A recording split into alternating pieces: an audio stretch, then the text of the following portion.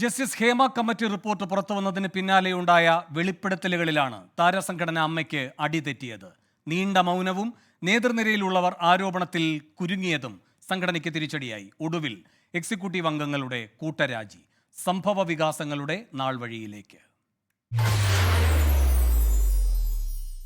മലയാള സിനിമയെ അടിമുടി ഉലയ്ക്കാൻ പോന്ന ബോംബായിരുന്നു ജസ്റ്റിസ് ഹേമ കമ്മിറ്റി റിപ്പോർട്ട്. സിനിമാ മേഖലയിലെ ലൈംഗിക ചൂഷണത്തിന്റെയും സ്ത്രീവിരുദ്ധതയുടെയും ഉള്ളുപൊള്ളിക്കുന്ന വെളിപ്പെടുത്തലുകൾ. പ്രതികരിക്കാൻ അമ്മ നേതൃത്വം മടിച്ചു നിന്നു.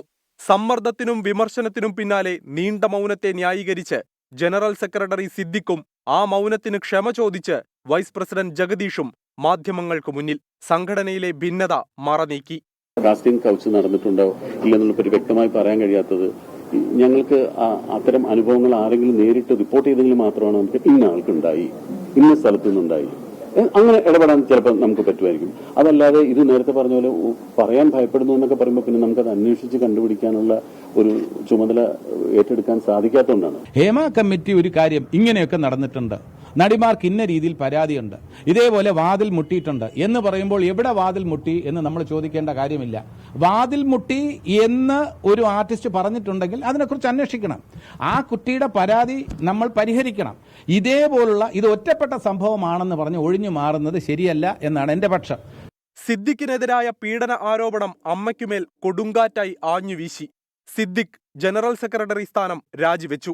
ഞാനതിന്റെ ധാർമ്മിക ഉത്തരവാദിത്വം ഏറ്റെടുത്തിട്ട് ഞാൻ സ്വമേധയാ രാജി ഇപ്പൊ രാവിലെ മോഹൻലാലിനെ അറിയിച്ചിട്ടുണ്ട്. ഇപ്പൊ തൽക്കാലം അത്ര മാത്രമേ പറയുന്നുള്ളൂ. സിദ്ദിഖിന് പകരക്കാരനായി കണ്ട ജോയിന്റ് സെക്രട്ടറി ബാബുരാജിനെതിരെയും ലൈംഗികാരോപണം. എന്നിട്ടും എക്സിക്യൂട്ടീവ് യോഗം നീണ്ടുപോകുന്നതിൽ അംഗങ്ങൾ അതൃപ്തി അറിയിച്ചു.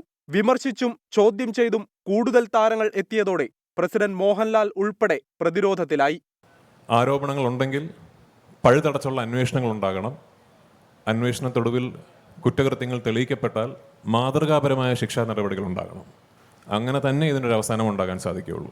ഇതോടെയാണ് അടിയന്തര എക്സിക്യൂട്ടീവ് വിളിച്ചു ചേർത്തത്. രൂപീകരണ നാൾ തൊട്ട് ഇന്നേ വരെയുള്ള അമ്മയുടെ ചരിത്രത്തിലെ ഏറ്റവും പ്രതിസന്ധി ഘട്ടം.